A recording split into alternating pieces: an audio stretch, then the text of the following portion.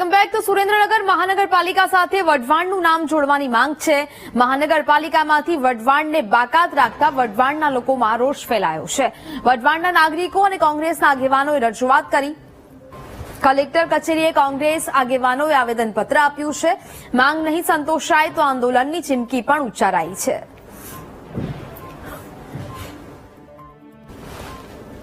જે રાજ્ય સરકારે મહાનગરપાલિકા સુરેન્દ્રનગરને જાહેર કરી છે તે બાબતે અમે આવેદનપત્ર દેવા આવ્યા છીએ। જે મહાનગરપાલિકા જાહેરાત કરી છે બહુ સારું કામ કર્યું છે, પણ તેમાં વઢવાણને સુરેન્દ્રનગર મહાનગરપાલિકામાં વઢવાણનું નામ સાથે જોડવા માટેની અમારી માગણી છે કે સુરેન્દ્રનગર સાથે વઢવાણ મહાનગરપાલિકા બનાવી, વઢવાણ સુરેન્દ્રનગર સંયુક્ત મહાનગરપાલિકા બનાવી તેવી અમારી વઢવાણ તાલુકા કોંગ્રેસ સમિતિ દ્વારા માગણી છે।